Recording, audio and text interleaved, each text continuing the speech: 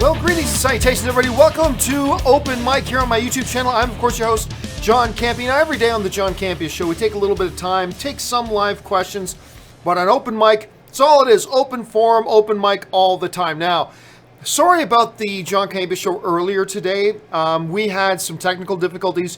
YouTube would not initiate a live stream. I don't know why. Everything was working on my end, but the live stream initiation wouldn't work on YouTube. I couldn't get it done. So I just recorded the show and then uploaded it, as many of you guys saw. So sorry about that little technical glitch. I have no idea. I was actually sitting here getting ready to start this show and hitting initiate live stream and just like crossing my fingers that would happen. But hey, it must have worked because here we are. All right, guys, with all of that done, let's get to your live questions. And we're going to start off today's live questions with Zach Clayton Douglas, who writes, If Avengers 4 rumors of the time travel are true, I'd love to see Odin and the Ancient One fight Thanos. It probably won't happen, but a guy can dream. I understand where you're coming from. I love the All-Father Odin. I loved the Ancient One, absolutely, but I have no desire to see them in Avengers 4. To me, at that point, it just gets a little bit ridiculous, but on top of that, one of my big criticisms, and I love Avengers Infinity War, I do, but one of my personal criticisms of Avengers Infinity War was it was overcrowded. It was an overcrowded movie. And it still managed to be awesome, despite that, but to me it was overcrowded. There was too much going on, there were too many characters they were trying to deal with, and while there's certainly a geek factor there to see all of them in there, I think from just a good storytelling point of view, it probably would have benefited from a couple of fewer characters. So the idea of just adding in more characters, plus we already know we're going to get another new character. It's pretty much 99% sure that Captain Marvel is going to be in Avengers 4, right? So we've already got one new character coming in. We're going to have Ant-Man and the Wasp in Avengers 4, so there's 3 new characters. As much as there's a geek fantasy league, again, the idea of Odin and Ancient One showing up, that sounds like a great 7-minute YouTube video. Not my first choice for an actual feature film. Although, I've talked about, I wonder if the timing of Thanos finally making his move might have coincided with the Allfather dying, with Odin dying. I wonder if Thanos saw Odin as a legitimate threat. Which, hey, Odin was Big Daddy to Thor, and Thor just about killed Thanos, so maybe Big Daddy would have been, that's my little nickname for Odin Allfather, is Big Daddy. Maybe Big Daddy could have spanked Thanos. Who knows? But that doesn't mean I want him popping up in Avengers 4. That's just my thought, but you clearly do, Zach. And who knows? Listen, Kevin Feige's giving us some wild things, so maybe we're going to see Ancient One and Big Daddy show up in Avengers 4. You never know. Oh, and by the way, guys, it's really hot in the San Fernando Valley today. So I've got the air conditioner on. You might be able to hear that little rumbling in the background. That's the AC. I apologize. I like to keep my sound quality as good as I can, but it was either that or I was going to just sweat and melt all day on the show. And then I was going to have to take my shirt off, and you guys were going to have to watch me do the show topless, and nobody wants that. So anyway, there we go. Let's see. Next question comes to us from Zombatron5678, who writes, watching Black Panther, and one thing I noticed is that English is the main language of Wakanda, as they switch between that and Wakandan many times. Well, I don't think that, we've talked about this a little bit before. I never interpreted that Wakanda is the official language, or Wakandan, or that English is the official language of Wakanda.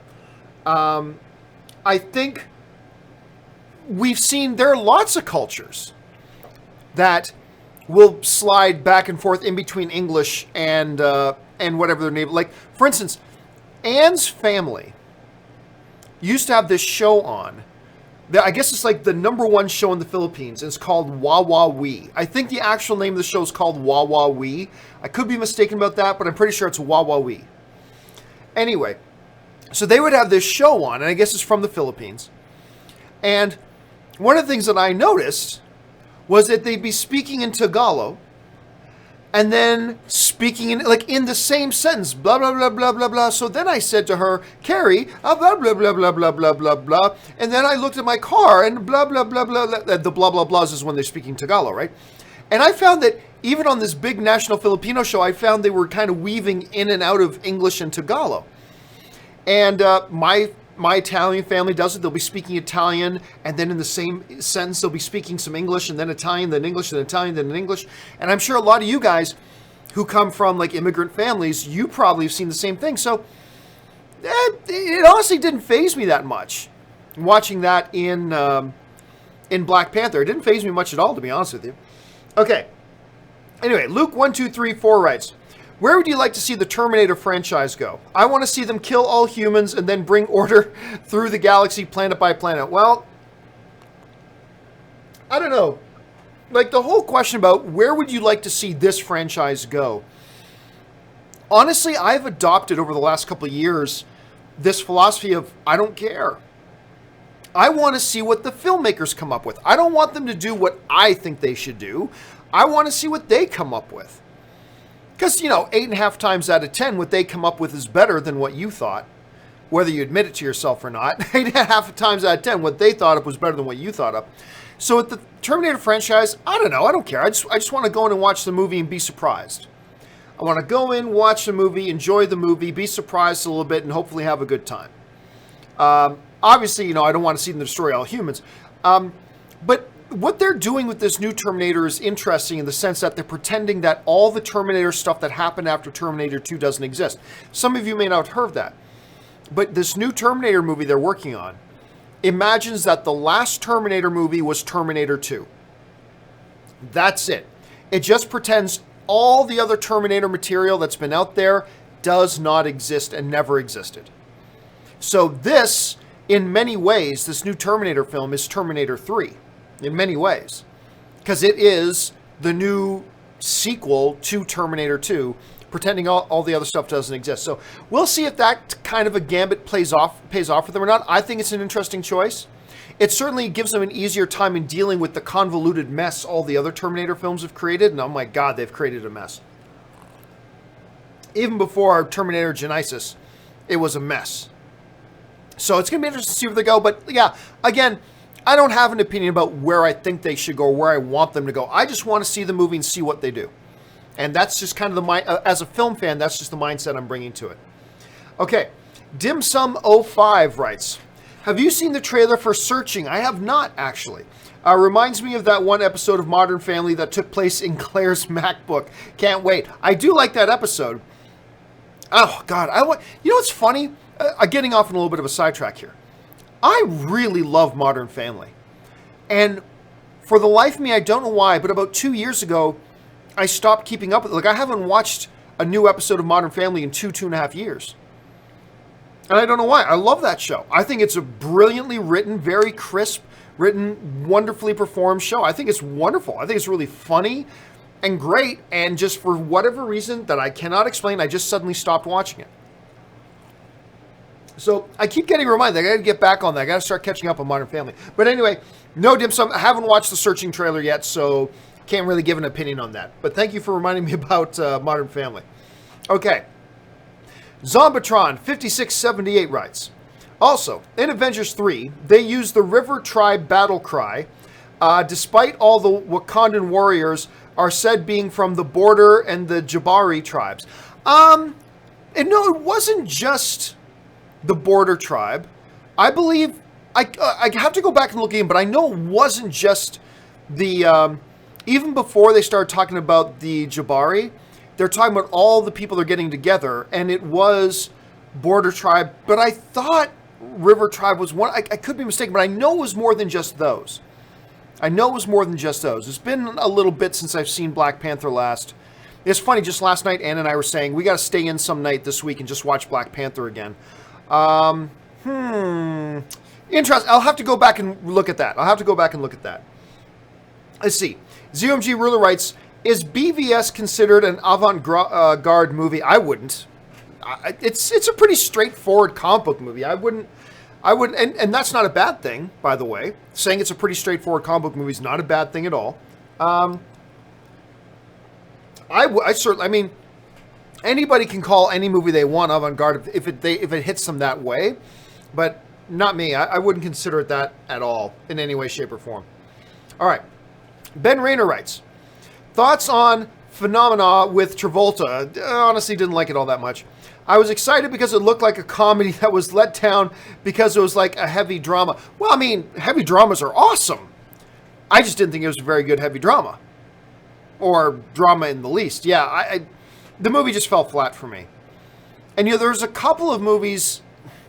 There was a Travolta-sance at one point, because remember, there was one point that Travolta was really big, Staying Alive, Welcome Back Carter, and then he was gone for a bunch of years, and then there was this big Travolta comeback, kind of like a McConaughey, but it was like the Travolta-sance. And then he started just doing really bad, awful movies again, and gaudy. Anyway, he started doing bad, awful movies again, and yeah, so I didn't like Phenomenon myself personally. All right, David Obenauer writes, with how divisive The Last Jedi / Ryan Johnson are, do you think they will continue with Ryan at the helm of the trilogy if Kathleen Kennedy steps down? Yep. Look, Ryan Johnson is, he's just a fucking awesome director. I don't care what you think of The Last Jedi. You can think Last Jedi is the worst movie in the world. Everybody knows, even before The Last Jedi came, everybody knows Ryan Johnson's an awesome director. Everybody knows he's an awesome director. You may not have liked his latest one, that's fine, but he's an awesome director. And the fact of the matter is that, Bob Iger loved the movie. Bob Iger loves The Last Jedi. So, they're going to stick with Ryan Johnson. I have no doubt about that. They're sticking with Ryan Johnson, despite whatever some other people thought about The Last Jedi. Now, Ryan Johnson puts out a film that, not to mention, the film, remember, keep this in mind, the film that Ryan Johnson put out was the #1 box office film of 2017. It was not big, it was the #1 box office film of 2017. Period, end of sentence. So no, they're not going to go anywhere on Ryan Johnson, even if Kathleen Kennedy steps down. I don't think she's going to, I believe I'm a big fan of Kathleen Kennedy, everybody knows that, but I do believe she should step down, and she should go off and do other things. But even if she does do that, which I do not think she will, I don't think Ryan Johnson's going anywhere. No, just Bob Iger likes him too much, so there's no way he's going to go anywhere. Let's see. Number Thor writes, what's your favorite cinema food? I love popcorn and hot dogs, and my mates love nachos, slushie, and ice cream. What's your preference? Honestly, I'm a very simple, straightforward guy. I mean, look, if Ann and I go out to a movie and we haven't had time for dinner, yeah, I might grab a hot dog, just something to hold me over a bit. But honestly, it's boom, popcorn, soda, that's it. Popcorn drenched in butter, because popcorn is nothing but a butter delivery device. Popcorn with a good helping of butter on it and a soda. And the funny thing is, I don't even eat popcorn any other time. I never want to have it at home. I never go to the store to order it. When I'm at the park or whatever, I don't order popcorn. I'm not a popcorn guy. But when I'm at the movie theaters, it's like as soon as I walk in, it's like a Pavlov's dog. The bell goes off and my mouth starts to salivate. It's a Pavlovian response. I go walk in the theater and boom, instantly, I need to have popcorn. I have to have popcorn. And I never have popcorn any other time. But yeah, I'm a pretty straightforward vanilla guy, man. I like my soda and I like my popcorn when I'm at the movies. All right. Zach Moline writes, thoughts on Joel Schumacher's phone booth? Oh, gosh, the one with Colin Farrell. Hold a second. From 24. Kiefer Sutherland. I believe Academy Award winning actor. He was just in Rogue One. Forrest Whitaker. I think Forrest Whitaker's in that too. You know what? Not a bad little film. I remember, it's been a long time since I've seen it, but I remember thinking this looks bad, and then seeing it and going, that wasn't that bad. I don't remember thinking it was great or anything. Like I said, it's been a while. And the little twist, a little bit predictable. But, yeah, not a bad little film. Actually, not a bad little film. Dalton Burdett writes, I find it ironically funny that Universal wanted their short-lived Monsters cinematic universe to be action movie driven in the same year that Get Out and It were huge horror success stories. Well, it's... I mean, I see what you're saying, Dalton. I do. I totally get what you're saying. But let's not pretend there's any sort of a connection there, right? Like, even if they went like horror with The Mummy, it would have been a totally different movie than like a Get Out would have been or an It would have been. That would have been very, very, very different films. There is definitely potential there for what Universal had in mind. What Universal had in mind, there was potential there to have something that was both really good and really big. I think, and you know, that Tom Cruise Mummy movie definitely had some horror elements to it. And I actually, you know, a lot of people act like that Tom Cruise Mummy movie was just a steaming pile of garbage. I actually didn't think it was all that bad. It wasn't all that good either, but I honestly didn't think it was all that bad. The way they handled the Mr. Hyde stuff was terrible, and a lot of the filmmaking decisions they made didn't work out very well, and the Jake Johnson character kind of became a bit of a waste, and all that kind of stuff. But I still think the building blocks were there that had they not stumbled right out of the gate, they could have built something pretty interesting. And honestly, I think the whole philosophy of a Monsters universe that's like action horror, like high action and horror blend, I totally think that could have worked. But again, it's not about the formula, it's about the execution. And unfortunately, the first Mummy movie totally stumbled out of the gate. They did not execute well enough. A lot of people got turned off the movie, and that killed the monster universe even before it really got started. And you know, and Universal was talking about the 7 different movies they've got planned out, and remember doing all the big photo spreads with all the stars of the movies standing around together. And it was just, you know, talk about putting the cart before the horse. It bit them in the ass. They got embarrassed. They lost a lot of money. It is really too bad. But you're right, there is a little bit of irony there that all happens in a year that you got a couple of big hits. But let's not pretend too that there weren't a couple of horror films that came out that year that completely sucked ass. Like there were a number of like these low budget horror films that came out that year that were also completely terrible and bombed.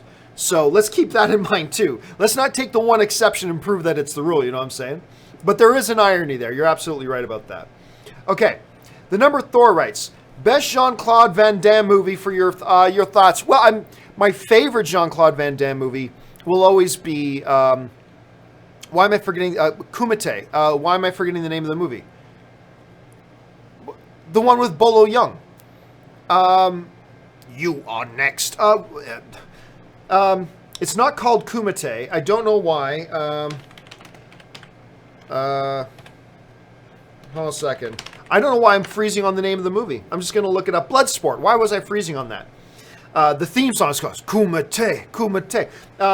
Kickboxer was great. Lionheart. You know what else was really actually quite good? What was the one that he worked in the hockey arena? There was one where he worked in a hockey arena that really actually was pretty good. Let me see. It's not Time Cop, not The Quest, Nowhere to Run, wasn't Maximum Risks, wasn't Six Bullets, Death Warrant, Sudden Death. That was the one. Sudden Death. Sudden Death wasn't a bad little movie, actually. Sudden Death, kind of a little bit of a Sylvester Stallone kind of action film sort of feel to it. I actually thought Sudden Death was not so bad. Now, the first movie that he ever did, that Jean-Claude ever appeared in, he just appeared in for like 10 minutes, and I don't think he had any lines, but it was this little film called No Retreat, No Surrender. And when I was a lot younger, me and my buddies used to watch this all the time. So it was called No Retreat, No Surrender.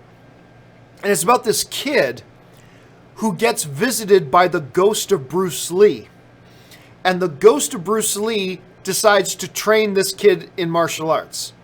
So this kid is being trained by the ghost of Bruce Lee, and then at the end of it, he's got to fight a very young Jean-Claude Van Damme.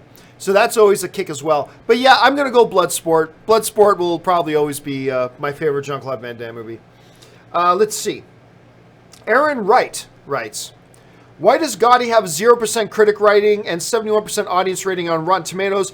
I would expect such a huge difference. Look, never, ever, ever, ever pay attention to the critic ratings on Rotten Tomatoes or IMDb. Because everybody I know, even those who are not film critics, just say, and I haven't seen Gotti myself, so I haven't seen it. But everybody I know who has seen it is saying it's the most horrible piece of crap. I have not heard one person say one good thing about the movie. So what's going on with Rotten Tomatoes audience rating? This is why I keep telling you guys, never pay attention to the IMDb or Rotten Tomatoes audience ratings. If you want to pay attention to any audience ratings, if you want to talk about audience ratings, tell me what the cinema score is. That's the only legitimate one. And even then it's a little bit iffy, but it's the only legitimate one. Because it's the only audience scoring system that actually talks to people as they come out of the movie theaters, verifying they've seen it and actually getting their true feelings. Now, you can agree with sometimes there are wonky audience scores from CinemaCon too. Sure, CinemaCon. From CinemaScore. Sure, but it's the only one that has even the slightest hint of credibility to it. So, with the Rotten Tomatoes, I don't know. I find there's no point in getting into a discussion about Rotten Tomatoes audience scores. You might as well ask me about, hey, John, what do you think a leprechaun would say to a unicorn about the current political situation? I don't know. I mean, there's no point. There's no point in even having that discussion. So I find that there's no point in having any discussion that where a part of the discussion is the Rotten Tomatoes audience scores, because it's completely, you can't base anything on the Rotten Tomatoes or the IMDb audience scores, just none.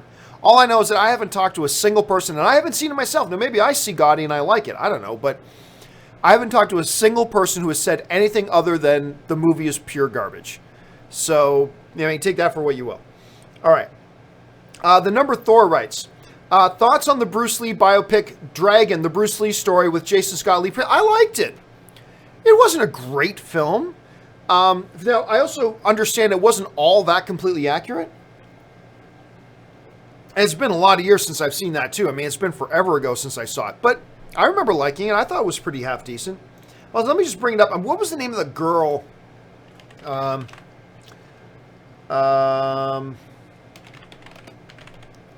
Let me just see if I can find it here. I'm trying to remember. Okay. It was 93. Yeah, it was a long time ago. Lauren Holly. That's who I was thinking of. Lauren Holly. Yeah, I remember not completely hating that movie. I liked it. I remember liking it. It wasn't, like I said, it wasn't great. It wasn't all-time memorable. I think I saw it like twice, and that's about it. Jerome Lim writes, I'm hoping your San Diego Comic-Con panel and meet and greet will be on Thursday. It's not. Saturday, Hall H is a big movie day, and lines for Hall H in recent years usually start as early as Friday. I'm not allowed... I don't think I'm allowed yet to give all the details. I know exactly when and exactly where my panel is, but I don't think I'm supposed to announce what that is. But I think I can at least tell you that my panel's going to be on Friday. My panel is going to be on Friday. So you should be able to still make the line there as well. But that's as much as I can say. Hopefully in the next week or two, Comic-Con will clear us to give the full... And I think the reason they don't want us to say all the details about the panels is because they're still working out their schedule. And so my panel, I know exactly where and when my panel is, but next week they may change it. So they're just kind of asking us not to tell people when and where our panels are quite yet. But I will let you know it's supposed to be on Friday, which is like the first time in like 7 years. Because I think for like the last 7 years straight, my panel's always been on the Thursday. This is going to be like the first time it's going to be on the Friday, which I'm actually really happy about. So whether it'll still be on Friday in the next week or two, I'll have to let you know. But I'll let you guys know as soon as I can about the actual location, wheres, and whens about the panel. But as of right now, it's Friday. Okay. The number Thor writes, with Avengers 4 being set in the future, Tony Tony and Pepper's baby may already be born, and will that create dilemma? Because if Tony travels back and alters time and history, his baby never born. Okay, number Thor, just time out. You just put together an if on top of an if on top of an if question. It's an if on top of an if on top of an if. That's just, it's way too much. If there's time travel involved, if it's in the future, if Tony and Pepper have a baby, if Tony becomes one of the time travelers, does the if on top of the if on top of the if on top of the if, I mean, it's just, there's no point in even having a conversation about that, dude, because it's an if on an if on an if on an if. Now, if you want to talk about if time travel is an issue in this, could this happen? If Tony and Pepper have a baby in this movie, what do you think the round? But when you go, if there's time travel, and if Tony and Pepper have a baby, and if Tony's one of the guys who does the time traveling, and if this happens, and if that, then could this? Well, I mean, you've just put literally to the power of 4 variables in place. You've taken x to the power of 4 number of variables. So, I mean, I don't know, man, anything can happen. Like, you put an if on top of an if on top of an if, an army of the aforementioned unicorns and leprechauns could marching through a space warp and destroy Thanos. When you get into ifs on top of ifs on top of ifs on top of ifs, right, man? So that's a little bit too many ifs for me to even try to wrap my head around and try to discuss at this point. Vivid imagination, though, man. All right. I do monologues rights. Do you think film's been dumbed down since its conception for profit? And if so, will this eventually degrade culture to its lowest point? I don't think film's been dumbed down. Not at all. If you go back and watch, go back and watch a lot of the original classic films. Go back and watch a lot of the films from that era. They're very, very simple films. There are some great, deep films, but there's a whole hell of a lot of very, very simple films. If anything, I think movies today, for the most part, there are exceptions, obviously. For the most part, movies have advanced actually a little bit. Are there dumbed down movies today? Sure there are. But there's also some very smart movies, some movies that are a little bit higher concept that some people have trouble following. Go back to the 1950s or whatever, a whole hell of a lot of the movies that came out in that time. Like, when we think of that era, we think of the classics. But for every one classic, there was 50 other pieces of junk movies that came out that we never talk about. Right? So, no, I don't think so. And believe me, when you talk about for profit, the movie business has always been for profit. You go back to the golden age of Hollywood, it was all about profit. It was all about the companies and the corporations making their movies and making their money. That's what it was about. It was about making the money. And the same can be said today. It's a movie business. People don't spend millions of dollars on making a movie just so they can put out a nice little piece of art. No, they put millions of dollars in because they want to get millions of dollars out. I mean, that's why they do it. But do I think they've dumbed down movies today? Look, if you want to go back to the 50s and 60s and take only the top 1% of movies and compare those top 1% to today, then it might look like today's movies get dumbed down. However, that era, it wasn't just those 1% of movies. There was a slew of movies that were just shit and terrible and simple and simplistic and dumb. And some of them were still quite charming despite that. But no, I honestly, it's not, I mean, you may have a different perception of it than me, and that's totally fine. But since you're asking me, no, I don't think the movies today have been dumbed down. There certainly are stupid movies and dumbed down movies, but there are some very smart, deep movies today too. I would suggest even more so than in any other era of history. That's just kind of the way I see it. All right, next one. Number 3 writes, better mummy movies, Brendan's or Tom's? Oh, well, I don't think Tom's was garbage. Clearly the Brendan Fraser, especially like the first one.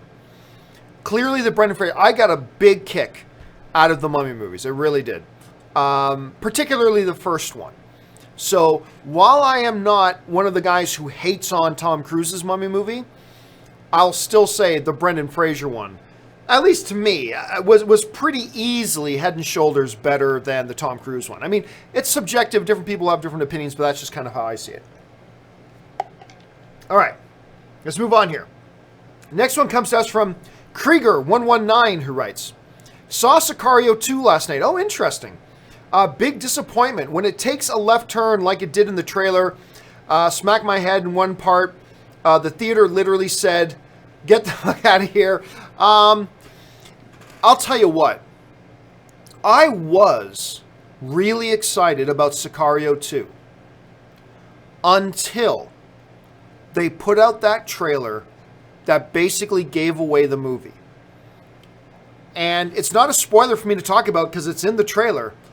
You know, he's out there on his own, but now they want him to kill the kid. And he's like, no, now it's you against me. Now you're going to have to come after me. And then like, and all of a sudden, and they just give the whole movie away. It's like, oh my God, did they really just do that? And I got to be honest with you, I didn't think about it till afterwards, but once that trailer came out, I realized a few weeks later, oh my gosh, I haven't even thought about that movie in a few weeks. Like a few weeks after I saw that trailer, it dawned on me, I haven't given one bit of thought to that movie ever since I saw that trailer. And that's the opposite effect of what a trailer should have, right? Like you should see a trailer and now that's all you think about. It makes that movie all you think about. That is the desired effect, optimally, for a movie trailer. But I saw that trailer that showed the twists and everything, and I instantly, it did it subconsciously. I didn't even realize I did it. Until weeks later, I instantly stopped thinking about Sicario 2. I stopped caring about Sicario 2. Now, you obviously didn't like it. Maybe I'll see it, maybe I'll love it. Fine. All I can tell you is that that trailer made me lose, literally, I lost interest. I lost interest in the movie. I stopped caring about the movie. I didn't give the movie any more thought. Now, maybe it'll be awesome. Maybe I'll go see it and I'll think it's one of the best films of the year. But the marketing has completely crapped the bed. Instead of getting me excited for the movie, it made me forget about the movie. And that's not what a trailer should do, but that's what they did, unfortunately. So, yeah, man. So, thank you for sharing your thoughts on that, Krieger. I'm very curious. I'm very curious to see what I'm going to think about this movie. All right, let's move on here. Styler Manu1 writes, do you follow Italian politics? Not even a little bit. I could not tell you the name of the Italian prime minister. I could not tell you anything about Italian politics. A movie about lascivious soirees of Silvio Berlusconi or Matteo Salvini of the far right would be fascinating. Well, like I said, Styler, I have no idea of who any of the players are in Italian politics. I am Italian, but I'm very much Canadian Italian. You know what I mean? So I know nothing about Italian politics, so I couldn't even comment on your question. So sorry about that, but I wouldn't even have anything constructive to say. Let's see. Where are we?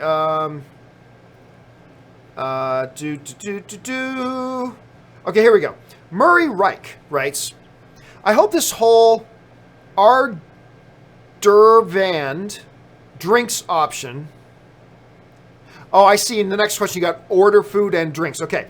I hope this whole order food and drinks option is available soon at AMC New York City or at least at Empire 25 because today I waited 20 minutes in the premiere line.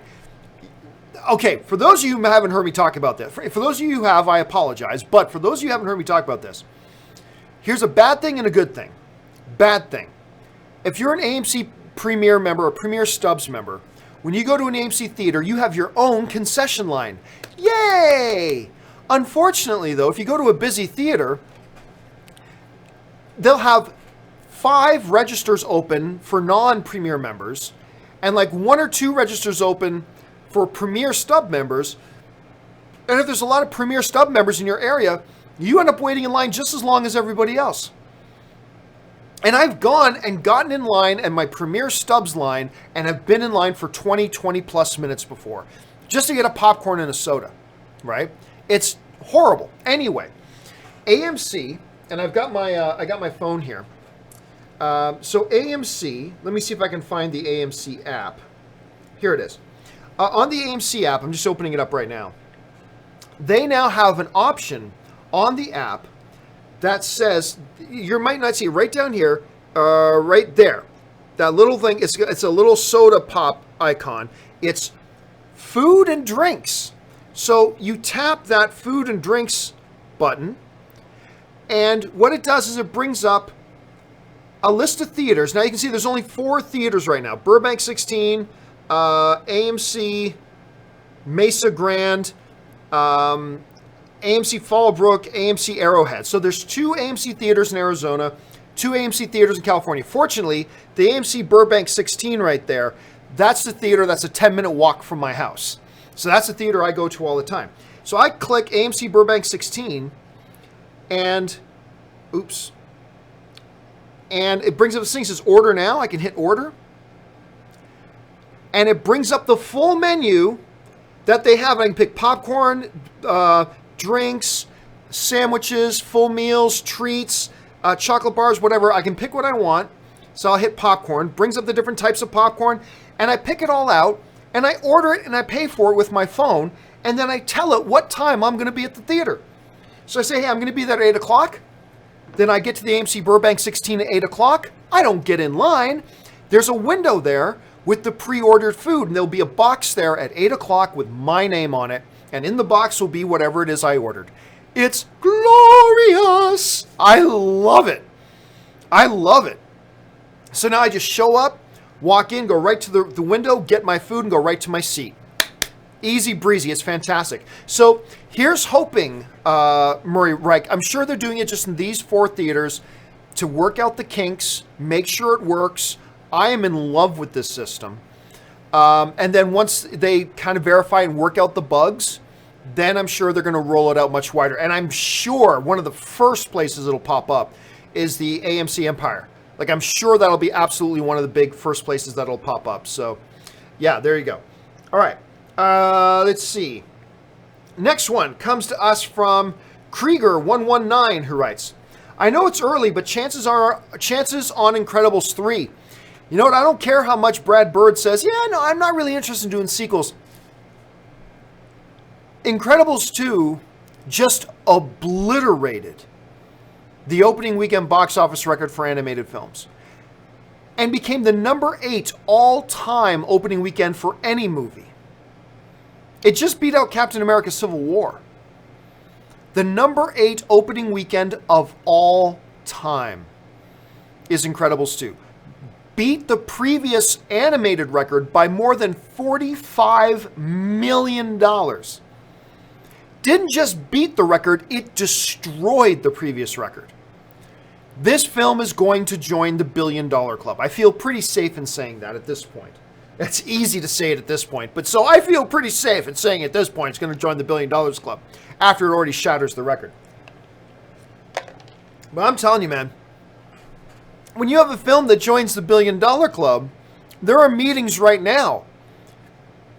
I'm telling you right now, Alan Horn is getting on the phone with Brad Bird saying, I need you to start working on Incredibles 3. And if for whatever reason, if Brad Bird says no, then Alan Horn's going to go to Bob Iger and say, Bob, he said no. Okay, I'll get on. Then Bob Iger will get on the phone with Brad Bird. Say, Brad, I need you to start writing Incredibles 3.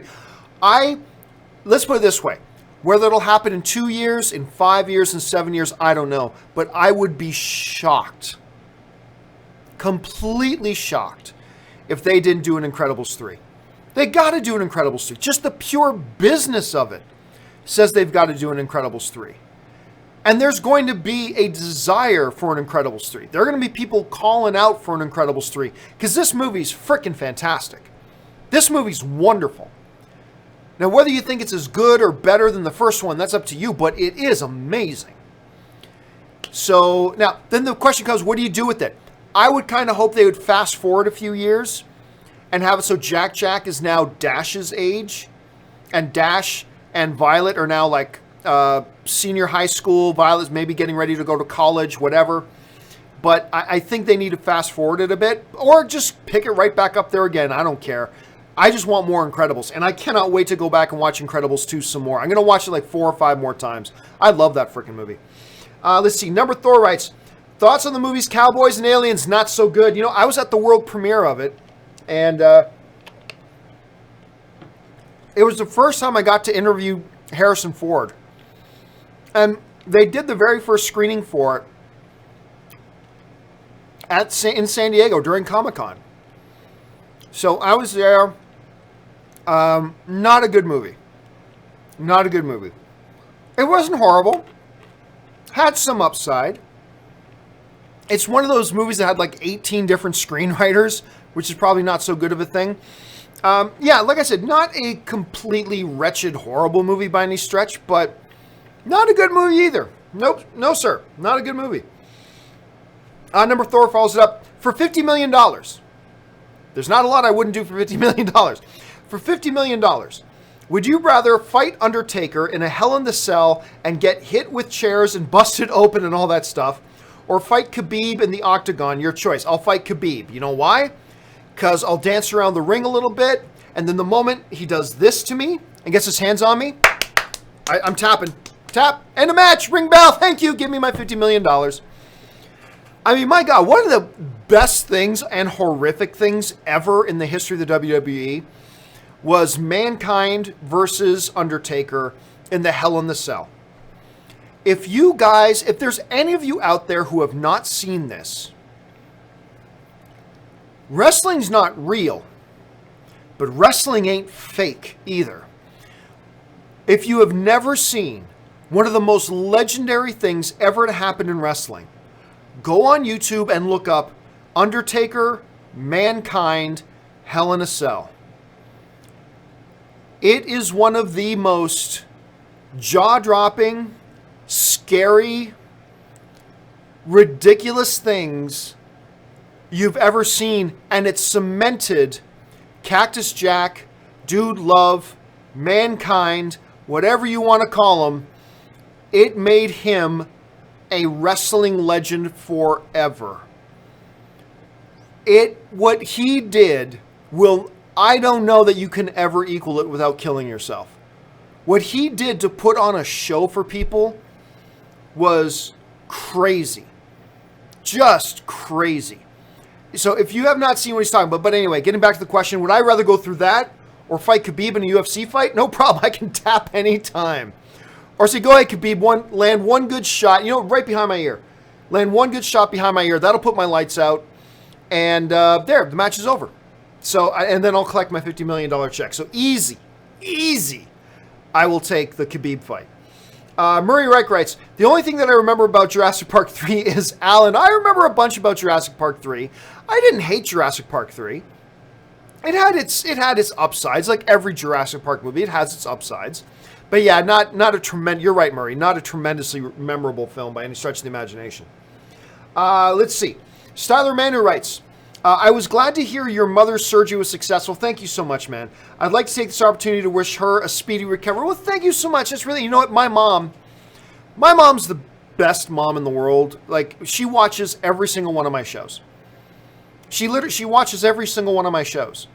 And she's got a smart TV in the kitchen, and like, she's just all day, she's got my shows on in the kitchen. She's just playing my shows on YouTube on the smart TV in the kitchen. So I can guarantee you my mom just heard your well wishes, and I'm sure she's grateful for it, as well as myself as well. I got to go home and see my mom here pretty soon. Just trying to figure out when a good date for me to go is.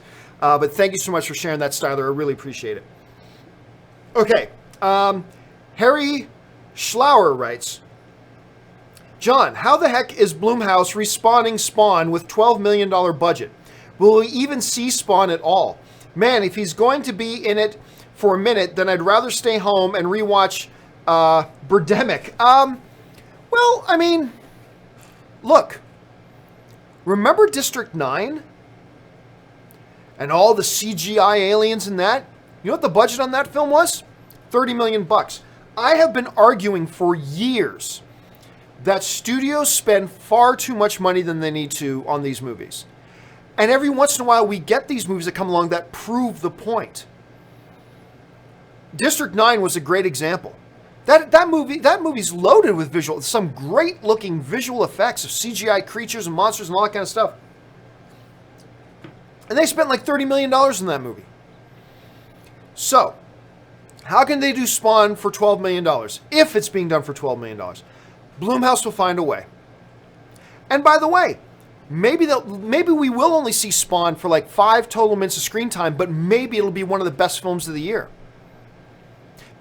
I would say don't go into it with a closed mind. Look, first of all, I think the movie's going to be ass because Todd McFarlane's directing it. A guy who's never directed shit, knows nothing about movies, and he's going to direct it. So I think the movie's going to be garbage. However, let's go into it with an open mind. Okay, so it's a $12 million budget. Whatever.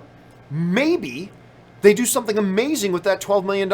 Maybe it's not a big visual effects heavy thing with Spawn doing all stuff. Maybe it's more like of a thriller horror kind of thing, right?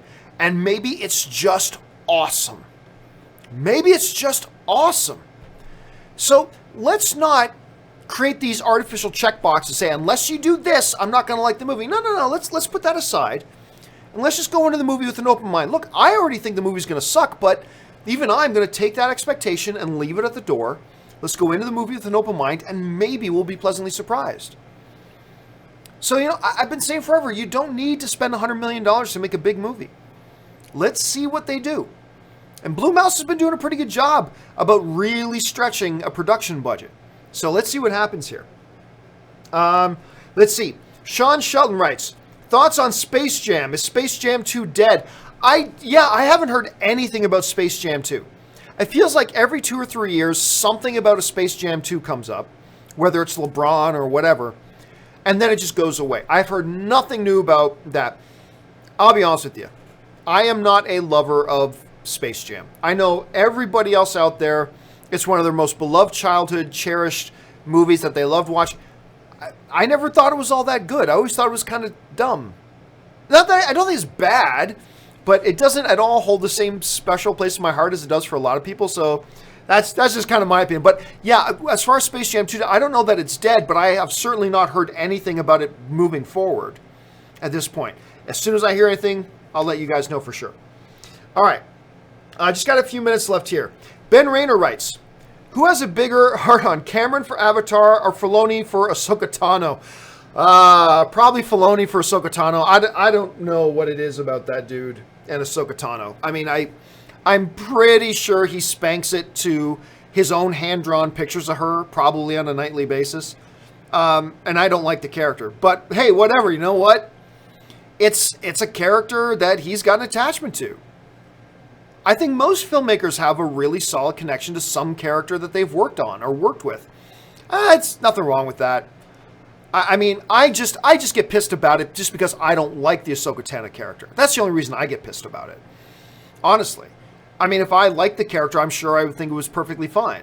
So, so I'm biased, clearly. So don't take what I say with it for anything. It's just, but yeah, he's definitely has a rager for that character. I don't know why, but he does.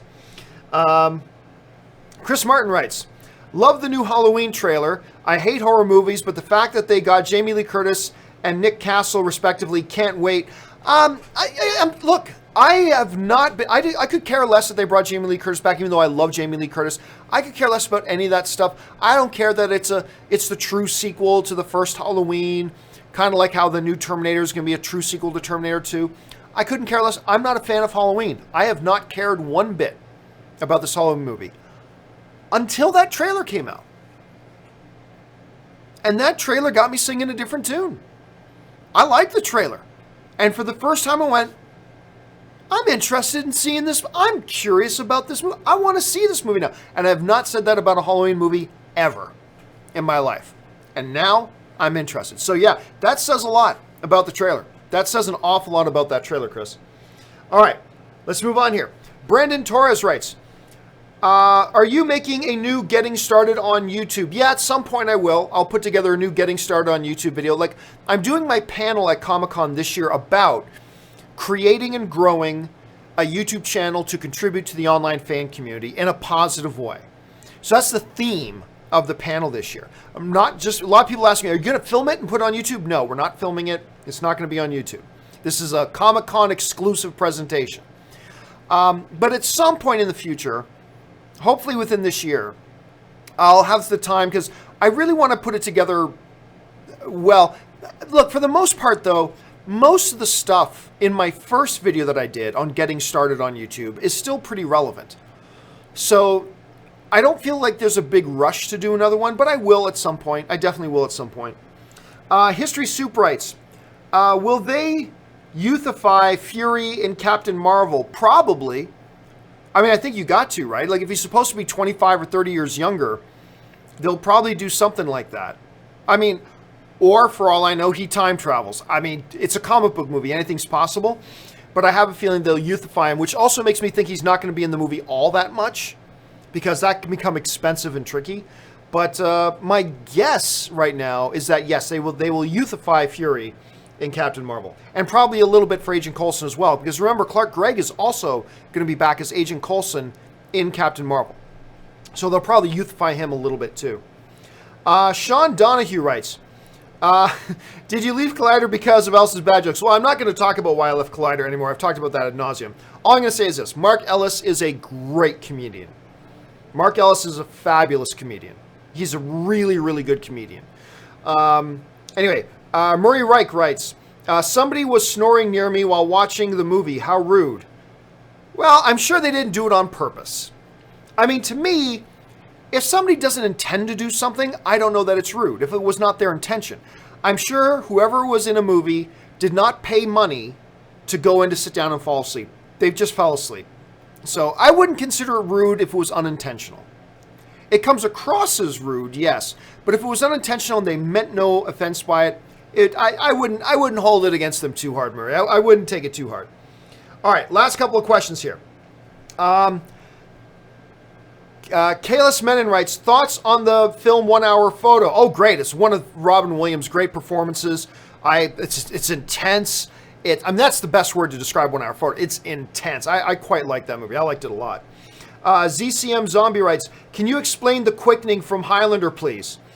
The Quickening is, which it's changed definitions, by the way, from the original film onward. In the original, The Quickening is... Oh, God.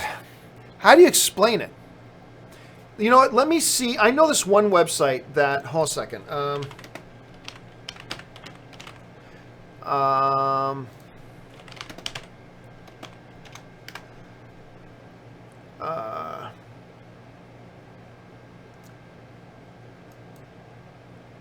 Okay. This is the best way. It's just... I wanted to read it.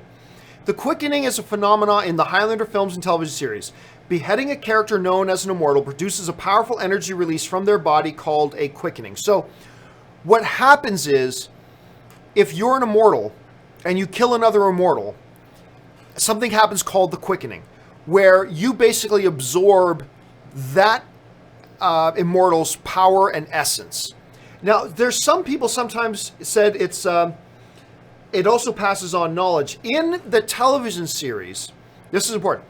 Adrian Paul, in the television series, says, the quickening is the receiving of all the power and knowledge of another immortal has obtained throughout his or her life. It is the receiving of a sacrament or a massive orgasm. So that's another way of looking at it. So you basically absorb the power and, by some definitions, the knowledge of the immortal that you killed. So it's kind of like, that's why whenever Thanos added a new gem to the Infinity Gauntlet, I said he has a quickening. Because, he drops a new stone and goes, he all powers up, right? That's what happens in Highlander. He kills an immortal, and then he's struck by lightning, and he goes through what's called a quickening. So, anyway, it's a dumb name, really, when you think about it. Even in the original film, which is awesome. Let's see, ZCM Zombie Maps writes, have you seen The Last Dogmen? Nope, I haven't seen it, actually. That's interesting. No, I haven't seen that one. David Obenauer writes, wasn't trying to rate Ryan or The Last Jedi, just curious. Oh, no, that's fine. I'm just saying, he's just considered a great director. Bob Iger loves him. So even if Kathleen Kennedy steps down, which I don't think she will, but even if she did, I don't think Rian Johnson's projects are going anywhere.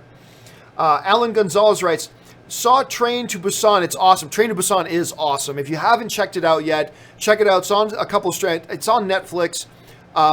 It's like this really cool. It's kind of like a mix of a zombie movie with what's the Chris Evans one on the train? Why am I forgetting the name of the movie? I was just talking about the other day. Anyway, you know the one I'm talking about. It's kind of like a mixture of those two. Check it out if you get a chance. The Train to Busan. And the final question today comes to us from the Bandicoot Brawler, who writes, "Hey John, I was sad to hear Brady talking about retirement because I really want to see my Giants roll over him one last time in the Super Bowl. You know, the Giants with your cute little 2 Super Bowl rings. How adorable! You have 2 Super Bowl rings. That's so cute." And I just like how this roll over them. Anyway, I'm not going to go into it. Some ridiculous circus catch off the top of a helmet's the only reason why they won that one game. But besides that, year in, year out, the Patriots are always the better team. And they just continue to roll, and they just keep going to Super Bowls while the Giants are sitting at home not even making the playoffs. So yeah, you Giants, you New York Giants, you're adorable. Grab your little cheeks with your 2 little rings. That's so sweet. Anyway, guys, that will do it for today's installment of Open Mic. Thank you so much for being here. And hey, look at that. The stream actually worked. Don't forget, guys, tomorrow morning, the John Campea Show is back. It looks like YouTube figured out whatever glitches it had. So we will be back live tomorrow morning at 8:30 in the morning. Make sure you join us then. All right, guys, that'll do it for me. Thanks a lot for joining. Hey, for those of you who are interested, I think about 5:30 this afternoon, 5:30 Pacific Standard Time. That's 8:30 East Coast time.